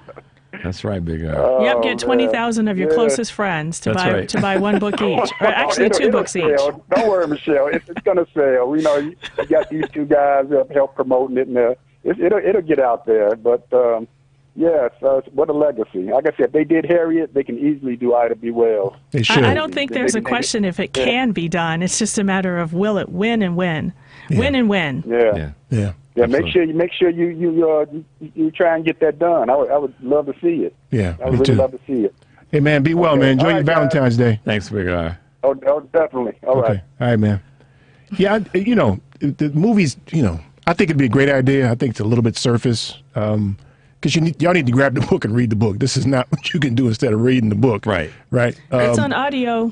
Yeah, There's listen to the book too. Yeah, for those who got to. This is not your first book about your great-grandmother, right? No, I edited 2 other books that included her original writings, so people could read her actual words. How far along did she get in her own autobiography? I'm not sure how much more she had planned to write, but she, the autobiography is around 400 pages. Wow. But chronologically, at what age did she stop writing? What age did she stop writing about? Can you tell? She wrote about her running for state senate, which was in 1930, and she died in 1931. Okay, so she got pretty far along then. Yeah, she was writing to the very end, pretty much. Yeah, but I don't know what else she had planned. She might have planned on going back and writing more about, some parts of her life. Right. Okay. Interesting stuff. She had a huge influence on the, was she part of one of the founders of the NAACP? Yes, she was one of the founders of the NAACP. She and Du Bois, W.E.B. Du Bois and Mary Church Terrell were among the founders of the NAACP in 1909, right after there was a race riot in Springfield, Illinois in 1908. That's what I thought. Yeah. Let me get Matt in here, yo. Matt, what's up, man? Hello, folks. Hello, Mr. Predominantly. Hey. Hey. So here's a serious question, which is something I don't normally do. Now, when I graduated high school in 2006. The last time I probably would have learned about your grandmother was in 2002 in 8th grade. I don't know if they teach the students about her at this point, but when I was growing up, I wouldn't have any idea. If I was still in grade school, I would have thought that she was that lady who they named road after in the Loop. So do they teach about your great-grandmother now? And if they don't, why do you think that is? Because normally they go from Civil War to to World War I, and then there's nothing in between. Yeah. So, good question, why Matt. is that? Yeah. Good question, Matt. I have not looked at textbooks for schools recently, but I think overall, the contributions that African Americans have made to this country is greatly undertold. Yeah. Well, so here's the thing, though, and I hate to say it this way, but it seems like that she's not widely taught because she didn't have a dramatic end like Dr. King or Brother Minister. I mean, she wasn't. Well, also, honestly, I think some of it is a little bit of sexism as well, because people know about Frederick Douglass, and he did not have a dramatic end. And people know about W.E.B. Du Bois. People know about Booker T. Washington. Mm-hmm. Those were her contemporaries. So why do they know about her and they don't? Why do they know about the men, but they don't know about her? Well, last week, Madam C.J. Walker has the same thing. That she's not widely recognized either. Well, last week there was a thing on Twitter. No, it was on LinkedIn, and it was 9 pictures of black historians, and I said to Eric, I knew who they all were. The only woman that was there, I'm sorry, the 2 women were Harriet Tubman and Madam C.J. Walker. Your great grandmother wasn't in there. Now, so yes, sexism has, and there are a number of people who responded that they knew who the 9 people were, but why weren't there more black women on the list of the 9? And now, I get it. It was 9 frames. If you expanded, you could make more. But here's a good example about not knowing about black history and then breaking it down to black women. But I just found out today that a gentleman named John A. Burr was the original patent owner of the lawnmower. So my point is, when you said earlier, and I'm riding along with you, Michelle, in the same car, about black history and the inventions, many of them were built out of necessity or created out of necessity. The golf tee. I'm a golf nerd. The golf tee was invented by a black man in this goofy sport known as golf. So that to me is, the big issue of how much about American history is black history by design, what we've done, what we've created. Well, I think that black women, period, and we can see that today manifest itself with all the protests now. Sure. Black women are leading that, and have always, in one way or another, led that. And that's in my gut. But I think now is one of the first times that black women are actually getting credit. Because, if you look at the 60s, 1960s, obviously we have Dr. Martin Luther King and so many of the other men who were leaders, but how much do people know about Dorothy Height? Yeah. Who was one of the main people who organized, the March on Washington may not have happened without her. Exactly. Probably and would she not. was on that, there was not one woman who spoke. Yeah. At the March on Washington. Unless you count Mahalia Jackson yelling at Dr. King. Tell him about the dream. Tell him about the dream. That's about as much as a woman spoke that day. So I rest my case. No, yeah. I'm with you. There were a lot of women involved in the 1960s, organizing, but the men are the ones who get the credit. Yeah. Well, and I think that was part of the culture. Unfortunately, then there's a generational sexism. Yeah, woman stayed home. Folks did not escape. Yeah, you couldn't. I heard it. I know we're going to. I say it. I say it all the time. And first off, in fact, personally, I say God is the black woman. So. Yeah, he does all the time. I agree. Yeah, she is. Yeah. All right, y'all. Last break. Tommy's waiting on us, too. Stay tuned for more of the family meeting. Let's take a shower together. I'll wash your body, you wash mine, yeah. Rub me down in some hot oils, baby, yeah. And I'll do the same thing you just turn off the light. This is Robert Orr. Keep listening to the family meeting. Come to me. A 2016 study estimates that 13.1 million Americans were victims of identity theft that year. Fight back against identity theft by signing up for Identity Guard. Identity Guard monitors your credit and identity information with alerts that can help you respond quickly if certain changes indicating fraudulent activity are detected, as well as help protect your computer from viruses, keylogging, and other serious threats. Plus, with Identity Guard's dynamic credit management resources and tools, you will have helpful information as you make better financial and credit decisions. Identity Guard includes $1 million identity theft insurance and lost wallet protection, and more if you ever do become a victim. Protect your ID by visiting lookaftermyid.com. That's lookaftermyid.com to securely sign up for Identity Guard today. A health issue that's not getting better. It may be time you visited Health on Earth Wellness Centers. With over 20 years experience, 4 Chicagoland locations, and patients that range from 2 months old to 93, Health on Earth Wellness Centers are fully prepared to meet all your chiropractic needs. We have state-of-the-art facilities in Crestwood, Tinley Park, the South Loop, and Naperville. Don't let being healthy be your last resort. Make it your first choice. Make an appointment today at healthonearth.org. That's healthonearth.org.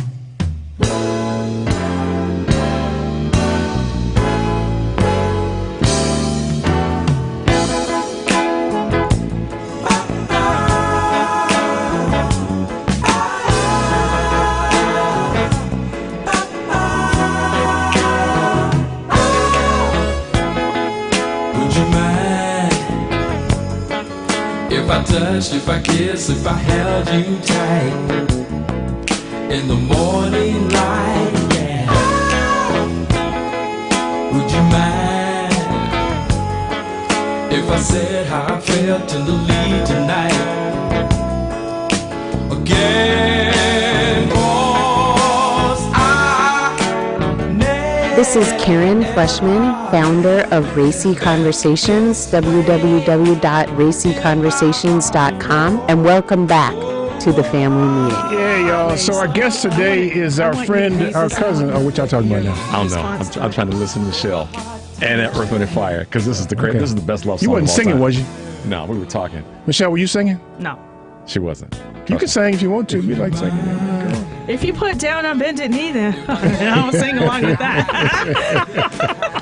I've only made that request for 2 hours now. No, an hour and 43 I minutes. gotta find her damn song then. Look at me.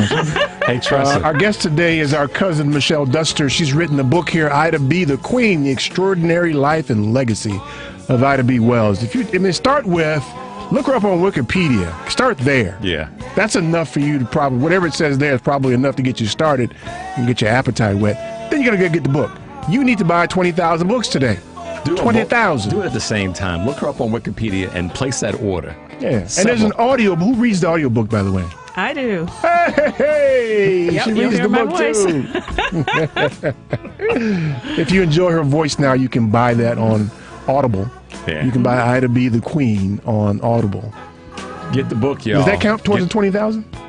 Get her That's stuff. what I'm talking about, man. Get her stuff, y'all. Ebook, ebooks, audiobooks, print books, all of it counts. Yeah, man. Okay, we're gonna sell some books. Get today, her man. stuff. That's what's up. Okay, So while I look for your song, what we're gonna do is we're going to see what's on Tom's mind, shall we? Tom, what's up, baby? Uh-oh. First of all, let me say this. I want to say good evening to your guests. And see, the sadness of what you're speaking of is that most brain dead individuals did not recognize that the CHA development was called a project, because what it did was took individuals who were just coming from the South and other individuals who were supposed to be unintelligible and uneducated, and placed them in a situation where right across the street they had every type of program that was possible to elevate themselves. Now, Ms. Wells' name was put on one of these CHA projects because they were well aware that most individuals didn't have a clue as to the historic value of such a woman born in the 1800s, and it would take them all the way to 2020 to give her an award.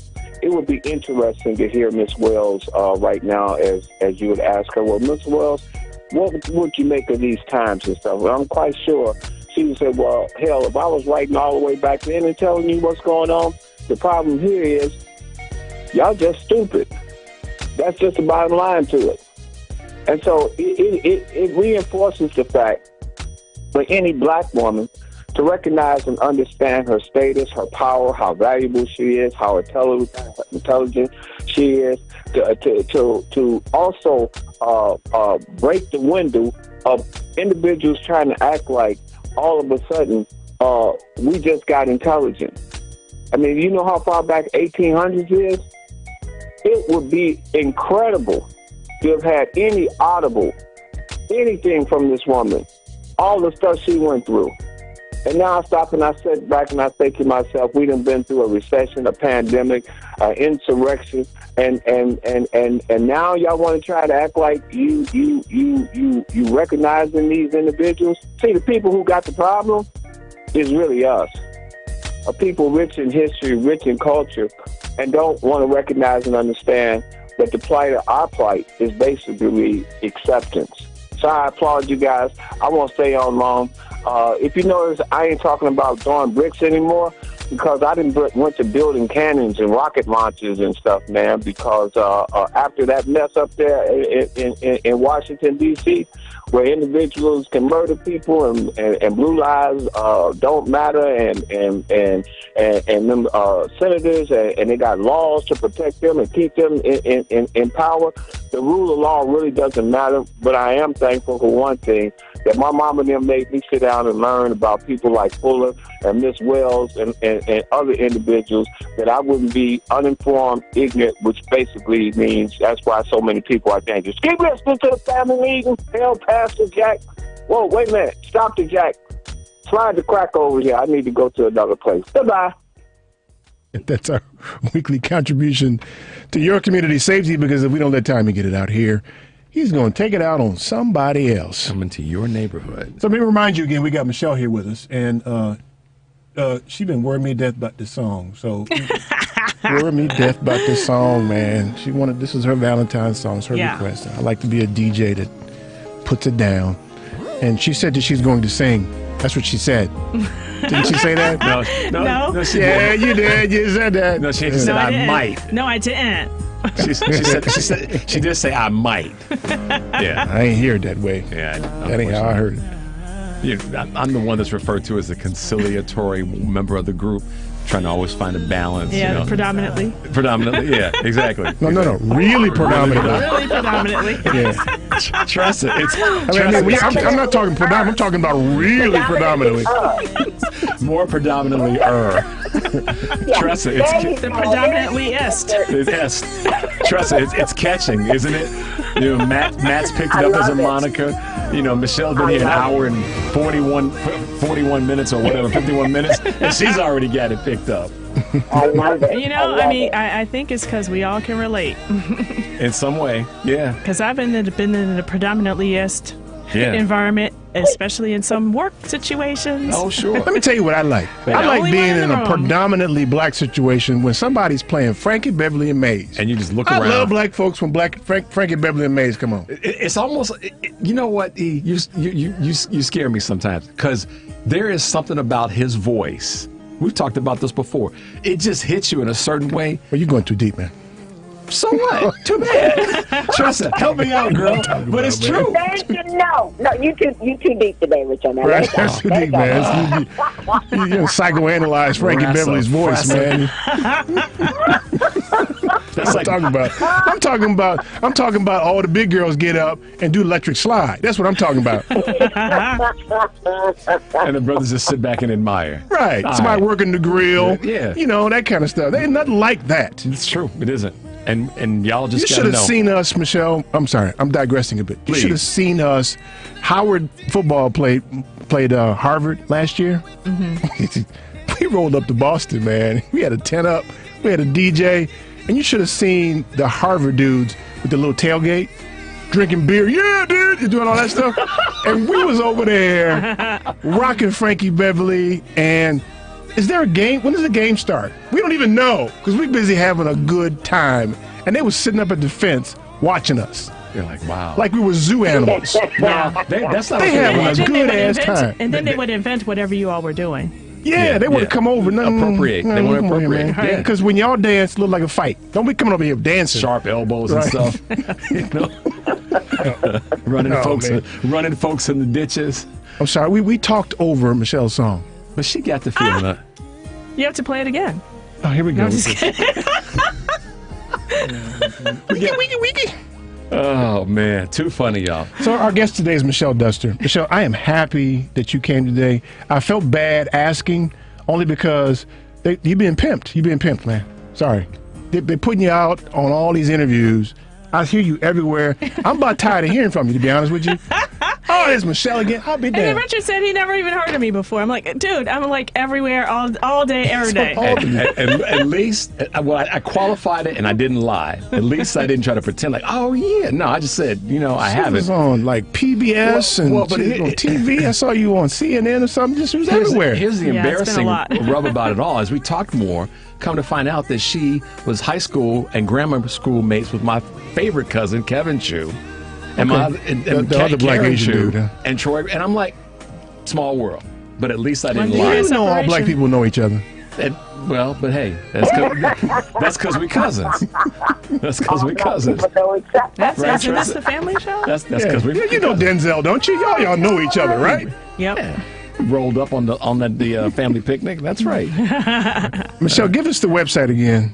So they can see all the. Have you figured out how many books you wrote? Have you figured it out yet? For heaven's sake! Well, I get that. I get that one. I get the baton on. She's written and contributed to over 15 publications. That's not a number. That's over 15. That's not a number. Well, then we'll just stop at 15. Approximately. No. That's like saying I live on Earth. Where do you live? We know it's been 15. No, it's like saying that you live on the South Side.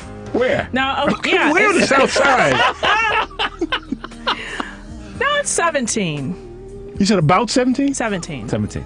Now you just making stuff up. No, Michelle, come over here making stuff up, man. We did an assessment earlier. I actually had to look at my own website to remember. And she admitted that's a problem, Michelle. That you don't wrote so many damn books you don't know how many you wrote. That's another problem. I've written sections of several books.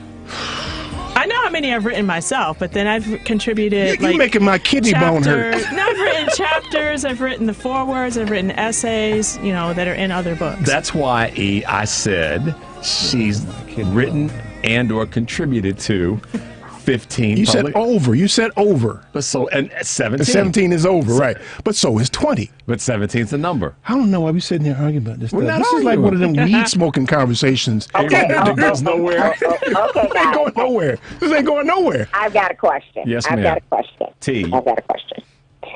Where do we go from here, Professor Duster? Where do we go from here?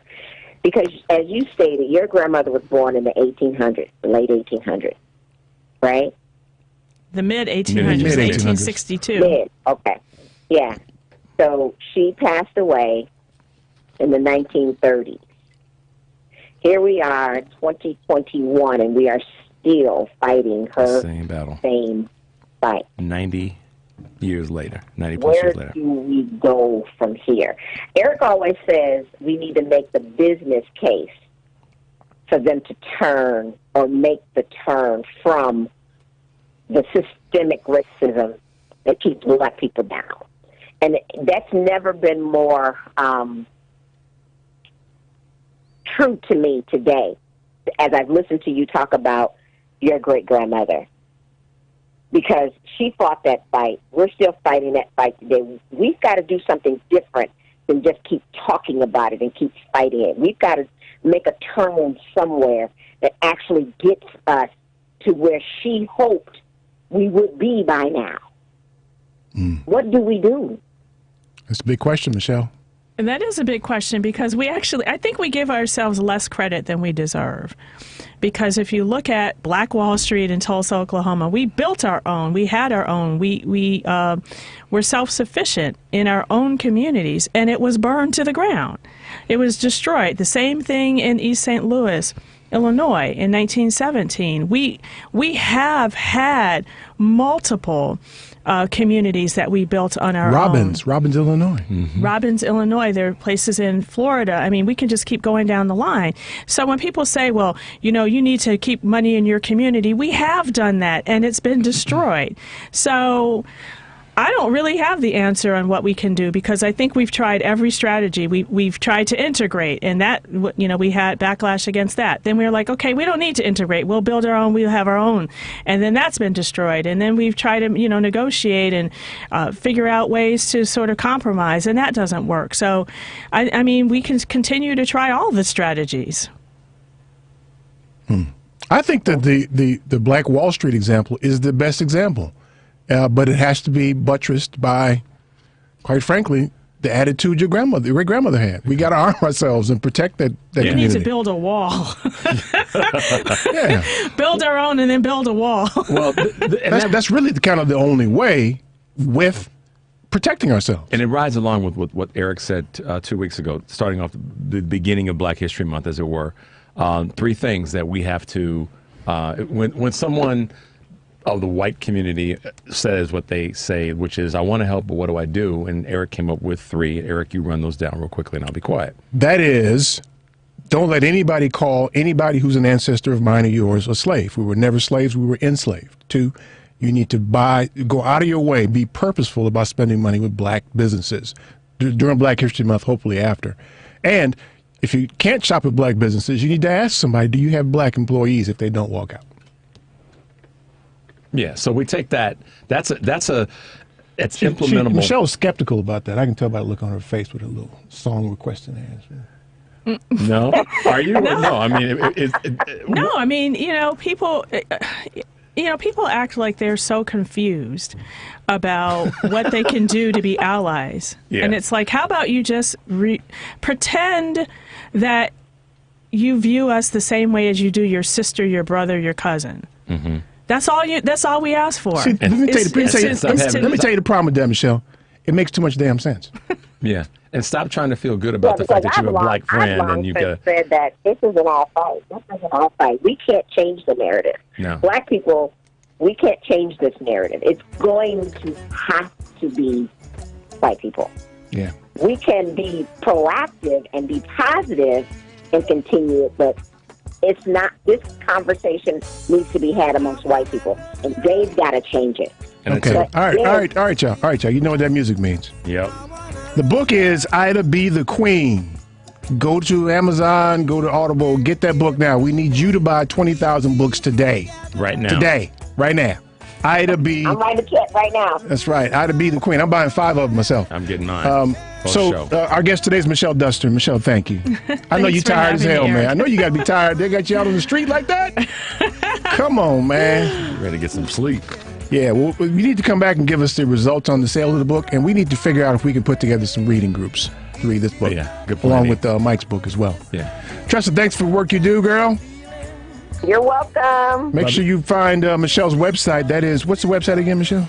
MLD Rights. MLDrights.com. Yep. Go there and find Michelle and find out, see if you can count how many damn books she wrote or something, right? Do that? Yeah. Tune into the family meeting every Sunday at 4.